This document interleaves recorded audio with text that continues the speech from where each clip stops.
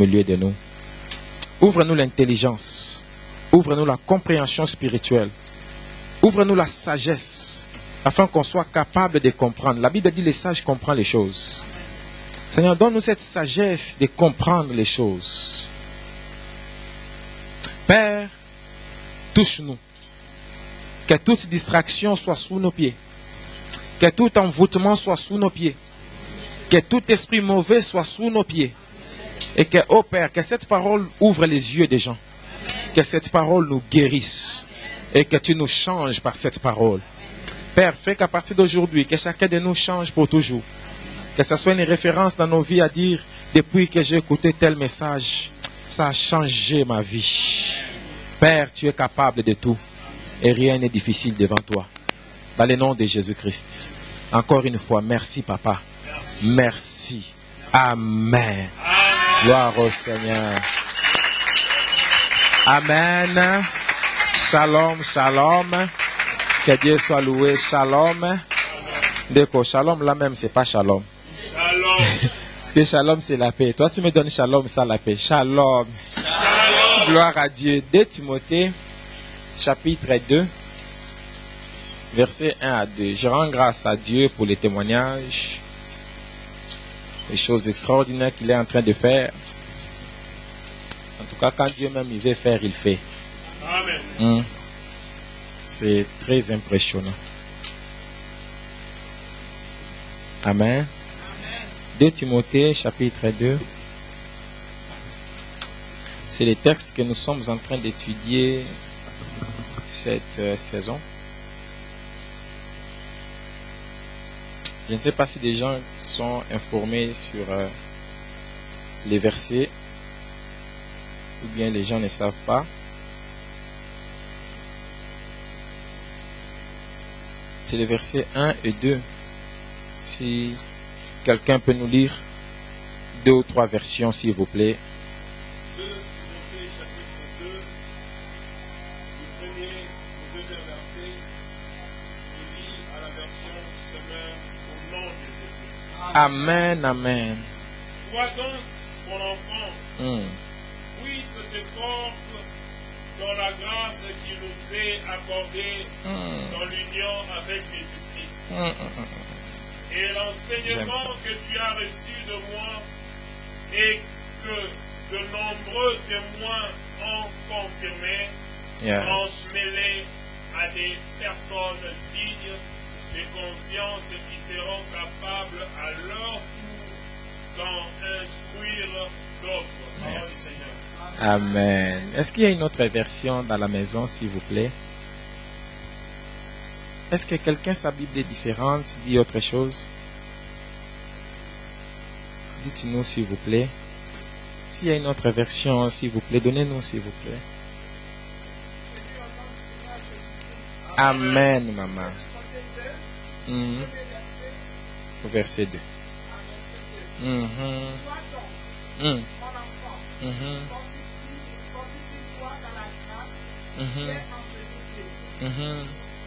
Et ce que tu as attendu de moi, en présence de beaucoup de témoins, confie-le à des hommes fidèles, qui soient capables de l'enseigner aussi à d'autres. Amen. Amen. Gloire à Dieu. Est-ce qu'il y a une autre version encore, quelque chose de différent? Parce que la Bible n'était pas écrite en français, donc les versions diffèrent. Quelqu'un a une autre version à part Semeur, à part, je crois, Louis II? Oui, est-ce qu'il y a français courant ou paroles de vie ou quoi? Toutes les Bibles ici, ça dit la même chose. D'accord.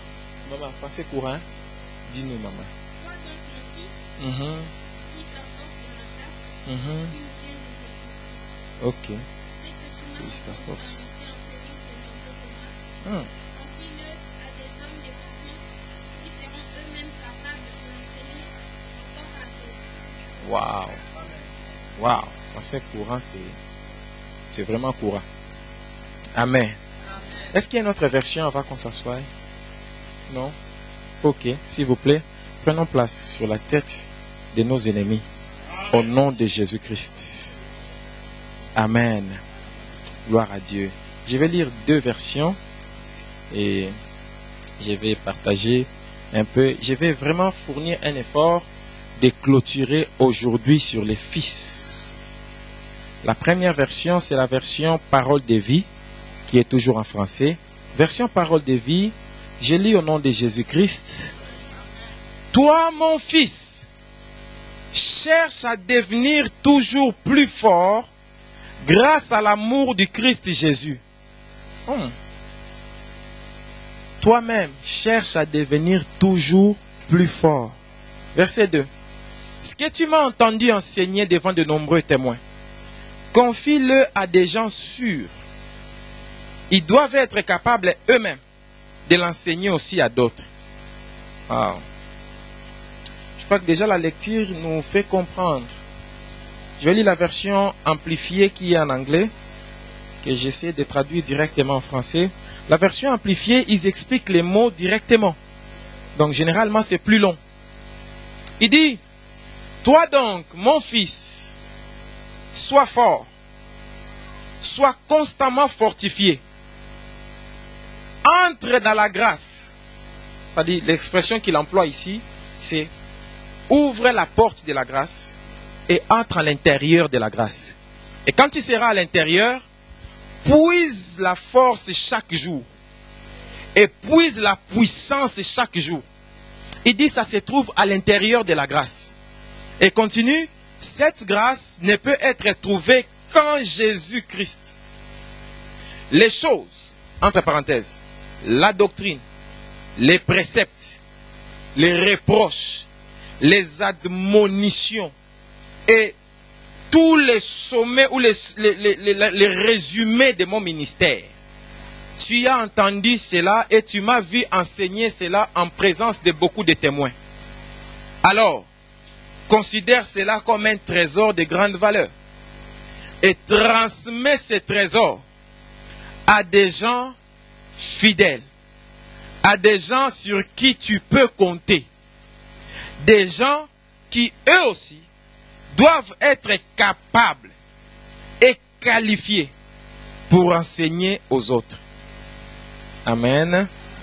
Amen. Oh, amen. Amen. Gloire à Dieu. Nous rendons grâce à Dieu pour ces textes. Ok, je vais prendre la version Osterwald. Osterwald. Toi donc, mon fils, fortifie-toi dans la grâce qui est en Jésus-Christ. Et ce que tu as appris de moi, en présence de plusieurs témoins, confie-le à des personnes fidèles qui soient capables de l'enseigner aux autres. Amen. Oh, ton amen, ça ne me plaît pas. Amen. Amen. Je vais dire félicitations à l'église. Tous les prédicateurs qui viennent prêcher ici, ils témoignent de la gloire de Dieu. Amen. Et ils me disent toujours quand ils partent que c'est la seule église où j'ai prêché, où le peuple m'a mis les failles. Amen. Franchement, félicitations. Amen. Il ne faut pas arrêter. Il faut vraiment faire comme ça. Vraiment, merci beaucoup. Je suis fier de vous. Il faut dire les choses. Si des gens ils disent seulement quand c'est mal. Quand sa femme cuisine bien, il ne dit pas. Donc, la femme même sait, quand il dit rien, c'est que c'était bon. Non, je dis, il y avait trop de sel. Ah, Ndeko, quand il y avait les sels là, normal, pourquoi tu n'as pas dit? Donc, que Dieu vous bénisse. Vraiment, franchement, je suis fier. Ouais, quand les pasteurs disent ça, moi, je deviens fier. J'ai dit, c'est vrai. Il dit, oui. Oh, apôtre, les feux même étaient là. J'ai dit, Docteur Kama, il a dit, mon fils, quand j'ai dit, il faille, je te dis. C'est comme une bombe qui a explosé dans l'église. Boum. Il dit, mais moi-même, j'ai eu peur. J'ai dit, qu'est-ce que c'est? Il dit, c'est il faille. Il dit, ça m'a même poussé à enseigner encore. L'église doit être comme ça. L'église doit avoir la vie de Dieu. L'église ne doit pas être des gens renfermés. Depuis que tu les prêches, ils te regardent. C'est comme si tu as sa dette. Hein? Il attend seulement la fin de la prédication. Parce que quand tu participes à la prédication, tu reçois ce que les prédicateurs amènent de Dieu. Parce que tu sais, quand tu dis Amen là, ce n'est pas pour m'encourager. Parce que l'encouragement là, aujourd'hui par exemple, j'ai prié toute la nuit jusqu'au matin. Donc mon encouragement, je l'ai dans la prière. J'étais là au bureau, je somnolais, je disais ma femme, le sommeil là de la nuit, ça m'attrape maintenant. Ça, ce n'est pas les combats spirituels. J'ai somnolé comme ça au bureau. L'encouragement, je l'épuise devant Dieu. Quand un prédicateur a besoin d'amen pour être encouragé, c'est compliqué. Mais ton amen, c'est pour toi-même. Parce que moi, je t'apporte des choses que je suis allé prendre dans les dépôts de Dieu. Maintenant, quand toi tu dis amen, tu prends ça au fait. C'est la raison pour laquelle certaines personnes, quand on les prêche, on dit une parole, ils sentent que c'est lui, il s'élève, il met une offrande dans les paniers. Parce qu'il dit que ça, c'est ma parole. Et quand je mets ça, je scelle ça, j'ai fait une alliance avec Dieu. Et cet argent-là, il faut que le prédicateur lui-même les consomme. On ne peut pas les mettre dans la caisse de l'église, c'est du vol, c'est de l'arnaque. Il faut que les prédicateurs les consomment parce que tout autel, il y a deux choses. Il y a un ange, il y a un prêtre spirituel et un prêtre physique. Le prêtre spirituel, c'est l'ange de l'autel. Et le prêtre physique, c'est le pasteur ou le sacrificateur de l'autel là. C'est celui qui veille que les animaux mauvais ou les mouches ne viennent pas se poser sur ton offrande, sur ton animal. C'est celui qui veille. Et l'ange en esprit, c'est celui qui veille, qui est toujours les feux sur ton autel. Et c'est ces feux-là qui maintiennent l'ange et qui maintiennent l'intervention de Dieu. Et aussi longtemps qu'il y a une offrande sur ton autel, tout ce temps-là, l'ange intervient dans ta vie. Ce sont des principes spirituels. Et les anges, ce sont les pasteurs spirituels. Et les pasteurs, ce sont les anges terrestres. Oh. Si la Bible dit certains ont reçu des anges sans savoir que c'était des anges. Je crois que mes personnes avec des ailes étaient venues ici, Tala Bololé. Chaque fois qu'un homme de Dieu vient là-bas, c'est un ange qui vient. Je prophétise souvent comme ça. Je sais ce que je dis. Et je sais à qui je m'adresse. Que Dieu te bénisse. Que Dieu te bénisse encore. Dieu va te faire grâce. Je crois en Dieu. Et je vois quelque chose de bien devant beaucoup de gens. Dieu va t'aider. Ce mois ici, juillet, beaucoup de gens vont témoigner de grandes choses. Je crois en cela, vraiment. Amen. Amen. Dieu est bon. De Timothée chapitre 2, versets 1 à 2. Paul parle à Timothée. Paul dit, toi donc, mon fils, fortifie-toi dans la grâce de Jésus-Christ. Et ce que tu as entendu de moi, cherche d'autres gens fidèles, transmets-leur et qu'eux transmettent à d'autres. Oh, j'aime beaucoup ça. J'aime beaucoup ça. Amen. Paul, quand il écrit cette lettre à Timothée, c'est la deuxième lettre qu'il écrit à Timothée. Paul était en prison et à Rome. Et Paul était... en fait, on allait bientôt le tuer parce qu'il est mort martyr. On allait bientôt le tuer comme martyr. Déjà, la Bible dit dans Actes chapitre 1, verset 8, « Vous recevrez une puissance, le Saint-Esprit survenant sur vous. » Merci. « Vous recevrez une puissance, le Saint-Esprit survenant sur vous, et vous serez mes témoins dans le monde entier. » Amen. En fait, le mot qui est traduit par témoin en Actes 1, 8, c'est le mot martyr en grec. En fait, Jésus est en train de dire, vous recevrez une puissance quand le Saint-Esprit surviendra sur vous et vous serez mes martyrs. En fait, l'onction, c'est ce qui te rend capable d'accepter la mort pour Jésus. Quand tu vois quelqu'un, il a peur de la mort pour Jésus, il n'a pas l'onction.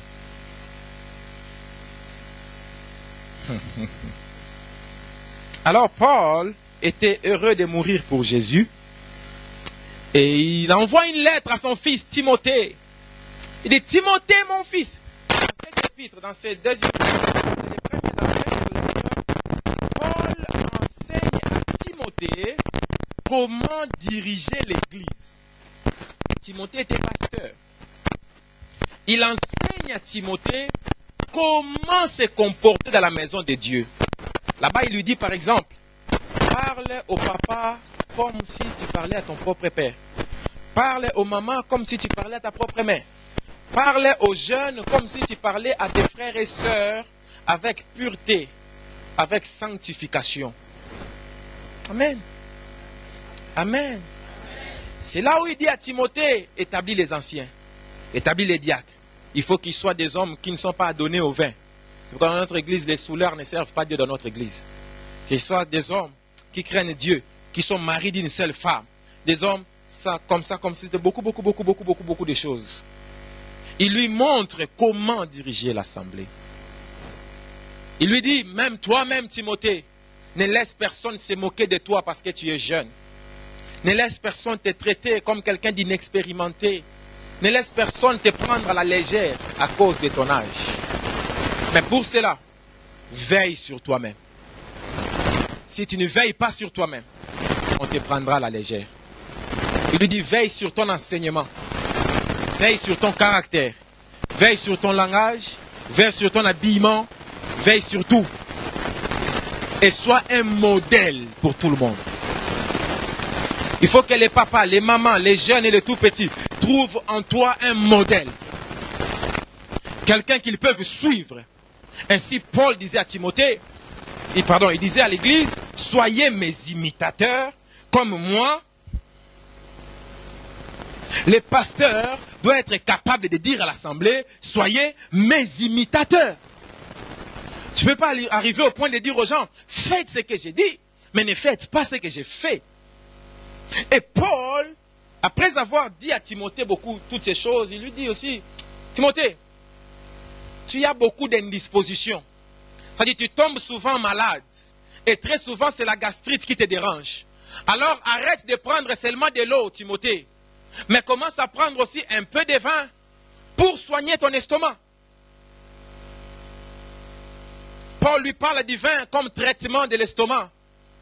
Et non pas comme liqueur pour t'enivrer.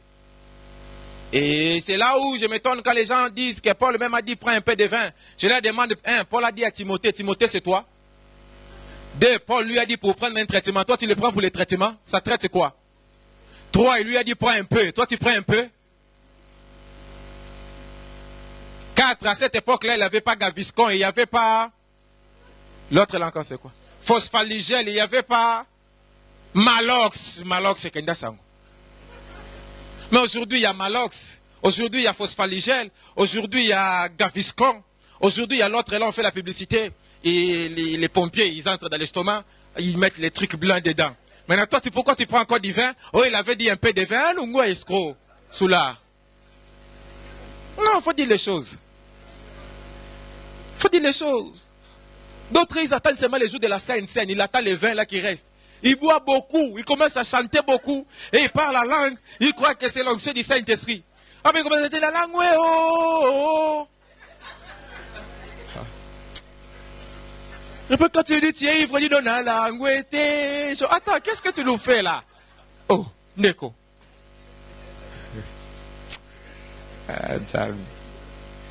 J'avais dit aujourd'hui, je ne vais pas parler. Amen.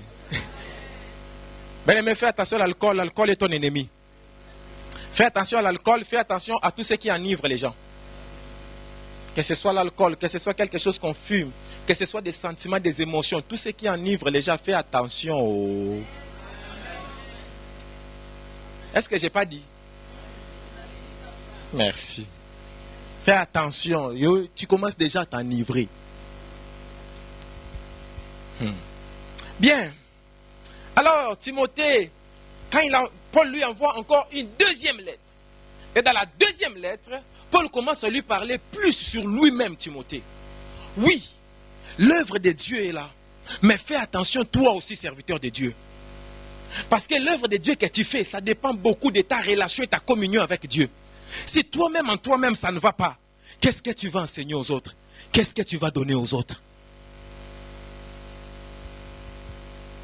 Et dans le chapitre 2, il dit à Timothée, tu es un fils, tu es un soldat. Il a donné 7 comparaisons. Un fils, un soldat, un athlète, un laboureur, un ouvrier, un vase et un serviteur. Et nous avons l'intention d'étudier chaque point. Donc aujourd'hui, je vais fournir l'effort de finir sur fils pour que cette semaine qui viendra, toi donc, mon fils, un temps où tout met au fil. So you, my son. Et bon, yo, moi, nanangaï. Ça dit, j'ai déjà parlé aux autres. Mais maintenant, toi, mon fils. Yes. En ingala, c'est bien. Et bon, yo, moi, nanangaï. Ça dit, baninga déjà, mais yonde. Pour maman, na likamweza yo. C'est-à-dire, le sujet principal, c'est toi, mon fils. Oh, est-ce que je peux communiquer? Vous savez, quand des enfants font des bêtises, quand toi tu viens, toi tu dois cibler ton enfant. Si tu vas crier, tu ne vas pas crier. Tu sais, il y a des parents qui ont l'excès des ailes. Ils commencent à engueuler même les enfants des autres. Yo, crie sur les vôtres. Parce que tu ne sais pas quelle éducation lui on lui donne là-bas. Amen. Et c'est très dangereux de donner la fessée aux enfants. Parce que tu ne connais pas son père ou sa mère. Écoute, tu es au chaos. Il faut éviter. Paul dit, toi donc mon fils. C'est ça mon thème d'aujourd'hui. Toi donc mon fils. La Bible parle de fils physiques. Pour parler de fils physiques, hein, la Bible enseigne que l'enfant dans la famille, il doit être soigneusement instruit et élevé. La Bible recommande aux parents d'enseigner les enfants et de les instruire, c'est-à-dire de les envoyer à l'école. L'instruction, ce n'est pas l'éducation. L'instruction, c'est une partie de l'éducation. L'instruction, c'est l'ensemble des informations intellectuelles qu'on reçoit à l'école. Et l'éducation, c'est le mélange des instructions et de tout ce qu'on apprend à la maison, et dans la rue, et au marché, partout où nous allons. Tout ce que nous apprenons là, c'est ça qui fait l'éducation de quelqu'un.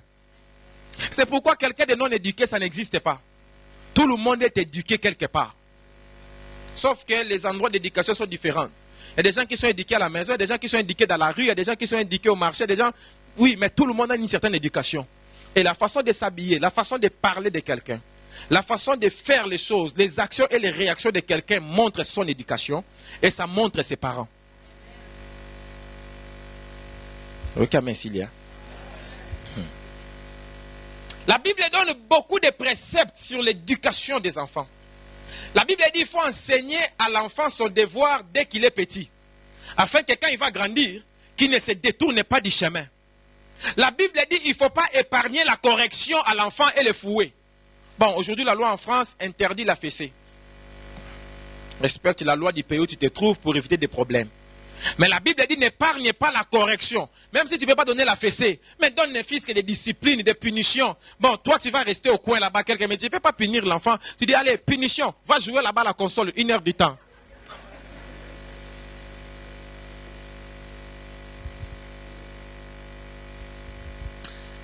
En fait, un enfant que tu ne disciplines pas, quand il va grandir, il va te taper. Il y a même d'autres, ils n'attendent pas de grandir. Déjà, quand il est petit, là, il commence déjà à te taper. Il va te faire les scandales seulement dans les métros, dans les bureaux, seulement là où il y a beaucoup de gens. C'est valable aussi dans les églises. Ok, merci bien. Tu sais, il y a des parents qui ne disciplinent pas l'enfant par faiblesse. Tout simplement parce qu'il est faible. Il y a d'autres qui disciplinent l'enfant par un amour mal entendu. Parce que lui-même, les parents, il ne comprend plus l'amour qu'il doit donner à ses enfants. Et il ne veut même pas les discipliner parce qu'il les aime trop. Ça, c'est plus l'amour. Tu ne l'aimes pas. Parce que tu les détruis. C'est pourquoi ta fille aura 14 ans, 15 ans, 16 ans. Elle ne sait pas préparer le foufou. Elle ne sait pas faire le poutou. Elle ne sait pas faire le fou-moi. Elle ne sait rien faire. À checker, elle ne sait pas faire. Mais elle compte se marier un jour dans la vie. Il faut faire mariage hamburger. Mariage Big Mac. Mariage bouquette. Bouquette, hein? Le seau là. Épicé. Montre-lui le chemin quand il est petit. S'il ne marche pas dans ce chemin, discipline-le très sévèrement quand il est petit. Ça va l'aider. Amen. Mais en même temps, la Bible exhorte les parents à ne pas tuer leurs enfants. La Bible dit discipline ton enfant, mais n'aie pas l'intention de le tuer. C'est très dangereux quand il dit à ton enfant, toi, je peux te tuer. Je vais te blesser. Et quand tu dis ça, tu l'as déjà fait. C'est très dangereux. C'est un jour, une femme m'a enseigné quelque chose. Un jour, je crois on était voisins. Je lui ai dit, toi, je vais te parler mal. Elle a dit, comme tu as dit ça, tu m'as déjà parlé mal. Malgré j'ai justifié. Et toi, pourquoi tu provoques? Mais moi-même, je savais que j'ai reçu un enseignement.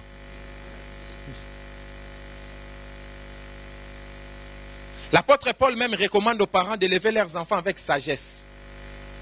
Il dit, enfants, n'irritez pas vos parents. Et vous, parents aussi, disciplinez vos enfants, mais pas trop, avec mesure. Parce que si tu fais trop, ils vont se décourager. S'il y a des parents qui découragent les enfants, ça dit, l'enfant commence à vivre comme dans une prison à ciel ouvert.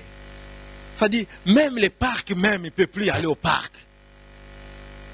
Même à la piscine, il ne peut plus aller à la piscine. Maman, détrompe-toi. S'il veut te tromper, il va te tromper dans les couloirs même. Toi, tu passes comme ça, elle passe comme ça. Mais il est en train de t'arnaquer. Il est en train de faire des grands crimes dans les couloirs là même. Les enfants les plus criminels, c'est les enfants qu'on enchaîne trop dans la maison.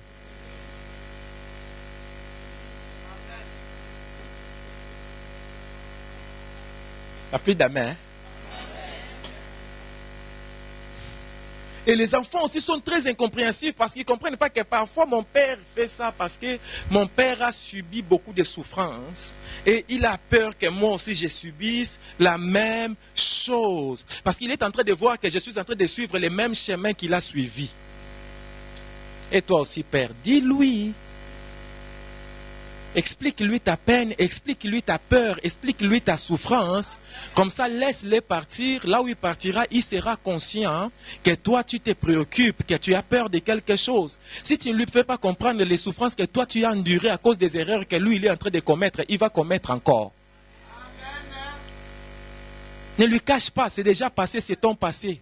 Mais explique-lui pour qu'il comprenne la gravité, pour qu'il comprenne que la vie n'a pas de brouillon.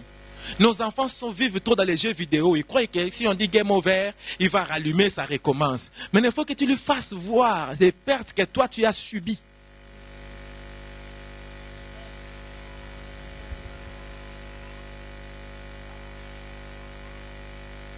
Dieu est bon. Dans la Bible, les parents avaient même parfois le droit de mort des enfants. Les parents avaient le pouvoir même de... Regarde Jephthé, il a fait son vœu, c'est sa fille qui est venue. Il a envoyé sa fille à la mort. Les parents, dans la Bible, ils avaient le pouvoir de choisir des femmes pour leurs fils, de choisir des maris pour leurs filles. Il était même permis aux parents de vendre leurs enfants, surtout leurs filles, comme des esclaves.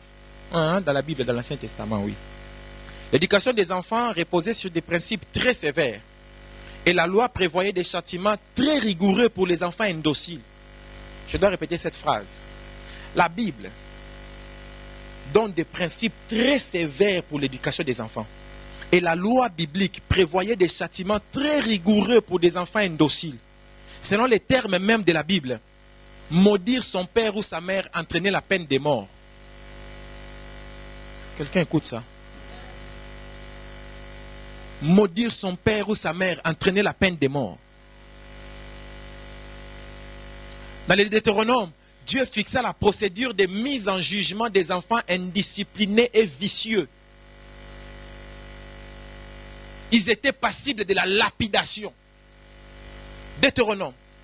Quand ton enfant est indiscipliné, indisciplinable et vicieux, tribunal, lapidé.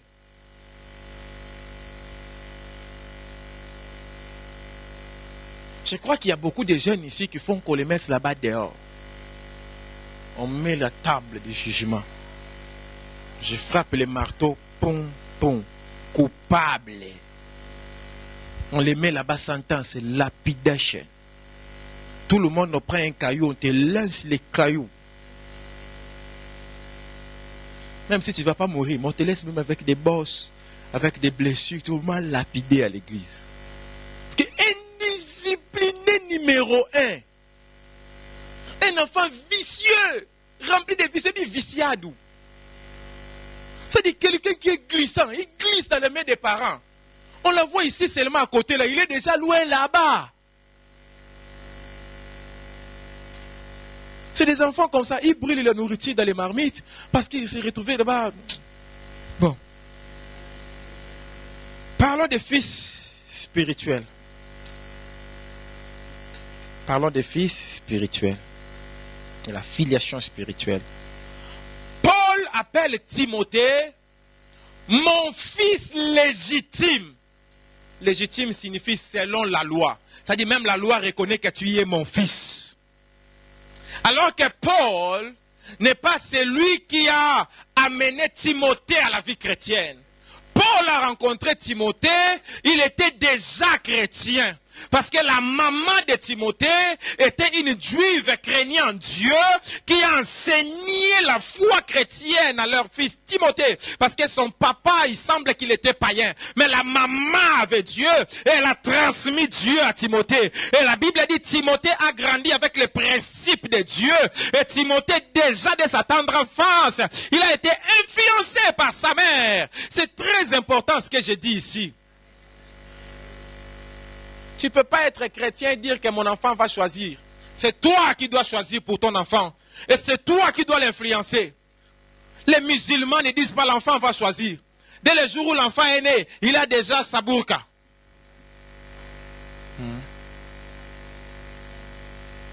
Les kimbanguistes ne disent pas l'enfant va choisir. Dès le jour où l'enfant est né, ils le mettent déjà vert et blanc.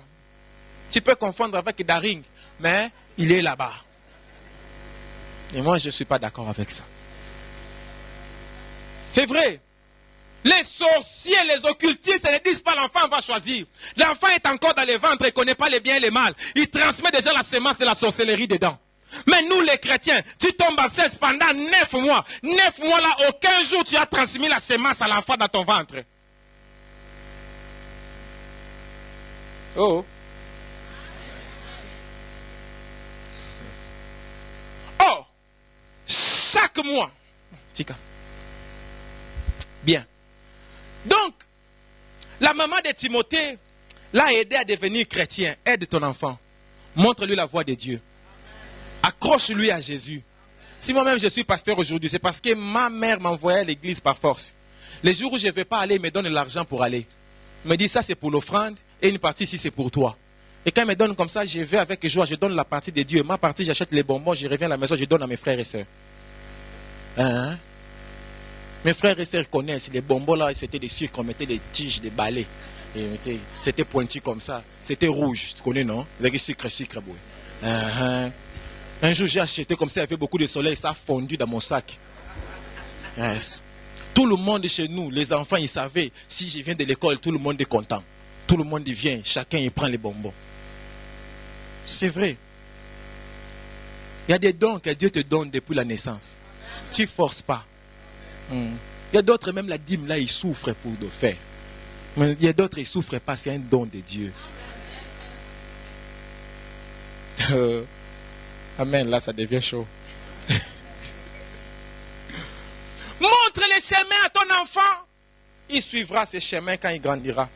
Si toi et ton mari ou ta femme, vous vous battez tous les jours, ton enfant apprendra que l'amour c'est la bagarre.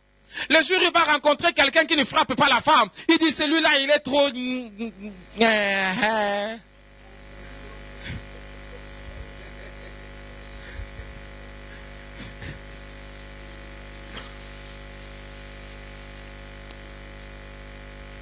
Bon, essentiellement. Timothée était chrétien. Paul l'a rencontré, il était déjà chrétien. Mais Paul appelle Timothée mon fils, mon fils. Dans la paternité spirituelle, Dieu est notre Père spirituel. Dieu, il est notre Père spirituel à nous tous, enfants de Dieu. Ainsi que Jésus a dit quand vous priez, dites notre... Pas mon Père, notre Père à nous tous. C'est Dieu. Maintenant, il y a aussi les pères dans la foi. Pas spirituel, dans la foi. Parce que celui qui t'a fait naître dans la vie spirituelle, c'est Dieu seul. Mais celui qui te fait naître dans la foi, c'est l'être humain qui t'enseigne Jésus. C'est l'être humain qui te fait rencontrer Jésus.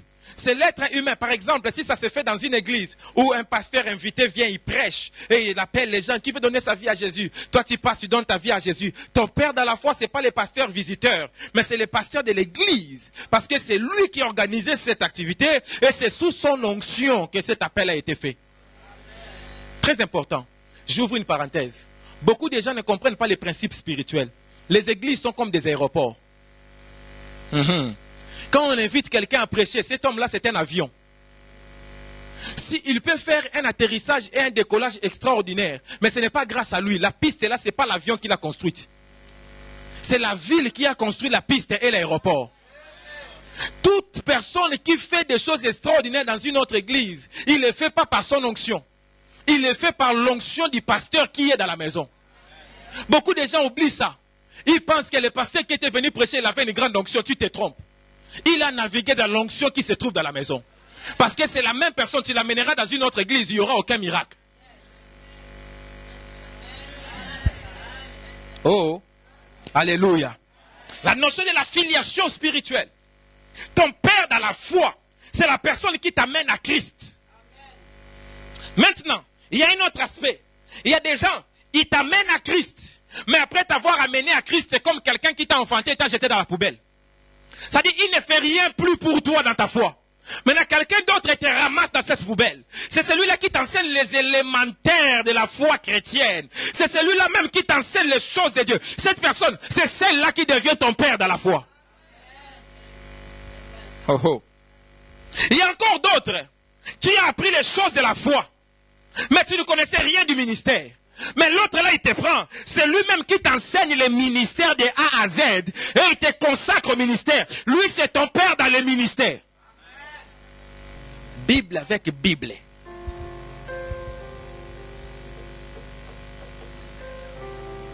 Il y a des gens qui ont guéri, on lui dit tu es guéri par. Mais il y a d'autres qui ne les guérit pas comme ça.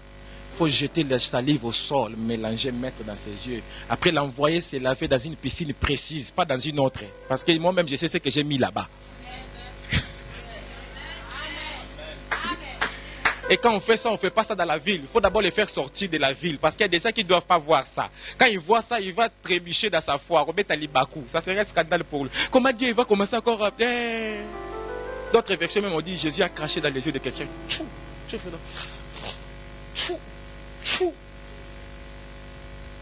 Il est parti, il a commencé à voir. Mais il crache sur moi. Qu'il fasse ceci. Moi, le problème, c'est que je ne voyais pas, j'ai vu. Vous étiez là avec tout ce que vous connaissez, là, je ne voyais toujours pas. C'est grave. Bon. Donc, ne confonds pas mentor et père. C'est très important. Ne confonds pas mentor et père. Il faut savoir qui est père, qui est mentor. Maintenant, ça, je le dis toujours, c'est un secret qu'on ne dit pas tout le temps à tout le monde. Il y a des endroits qu'on n'amène pas les élèves, on amène seulement les fils.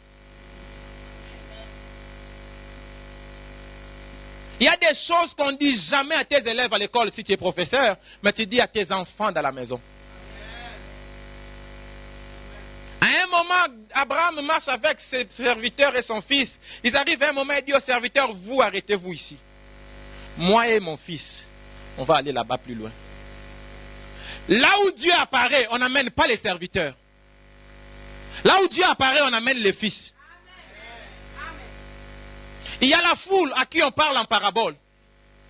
Il y a les 70 à qui on essaie d'expliquer les paraboles. Il y a les 12 à qui on explique encore un peu mieux les paraboles. Et il y a les 3 à qui, après avoir expliqué à tout le monde, on les amène sur la montagne pour lui montrer les gens morts. Parce que s'il faut faire apparaître des morts comme Élie et Moïse à la montagne, il ne faut pas amener tout le monde. Il faut amener les 3 seulement là. Et c'est eux qui peuvent voir les morts. Et c'est eux qui peuvent écouter la voix qui dira, Moïse a zané dansé. Élie pas zané dansé. Mais vous, écoutez Jésus. N'écoutez pas les autres là. C'est pourquoi ça m'étonne quand vous, les chrétiens, vous cherchez encore à écouter Moïse. Parce que s'il faut écouter Moïse, Moïse allait réclamer sur place. Oh Père, ils doivent m'écouter aussi. Moïse dit, oui.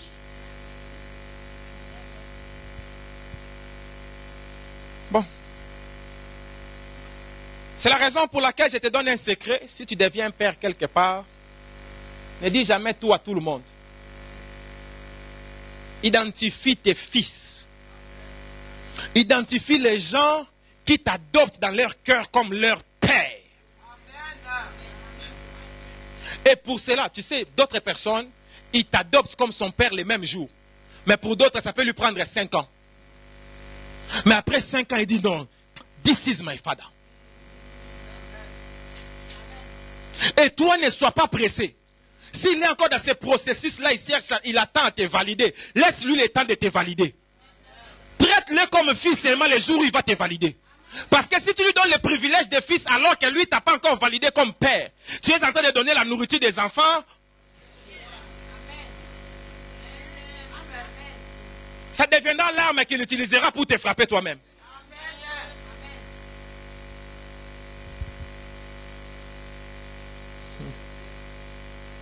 Ah, ce que je dois dire ici.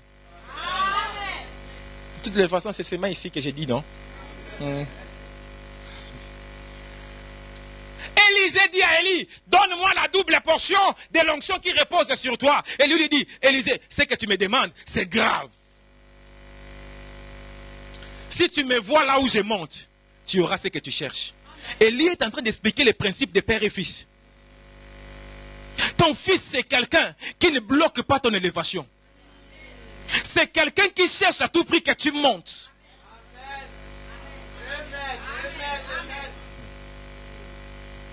Quand Élie est monté, la Bible dit, Élisée cria, mon père, char et cavalerie d'Israël. En fait, Élisée est en train de dire, Élie, tu es mon père la première fois, tu es encore mon père la deuxième fois. J'ai trahi mon père biologique, j'ai fait de toi mon père biologique, mais tu n'es pas seulement mon père biologique, mais tu es aussi mon père dans la foi, Élie. Tu étais pour moi plus important que toute l'armée, les chars et la cavalerie d'Israël. Élisée était en train de dire, qu'on m'enlève toutes les armées, mais qu'on me laisse mon père, je vaincrai toutes les armées avec moi. Alors le manteau qui était sur Élie, Élie était déjà parti avec le manteau, mais le manteau a écouté la voix du fils.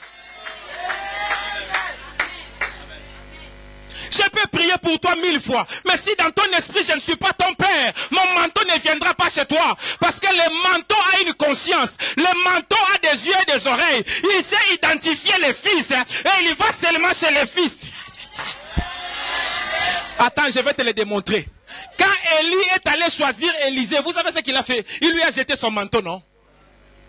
Mais comment le même manteau se retrouve encore chez Élie? C'est quand il lui jette le manteau lui-même il dit, il n'est pas encore devenu ton fils. Ça revient chez Élie.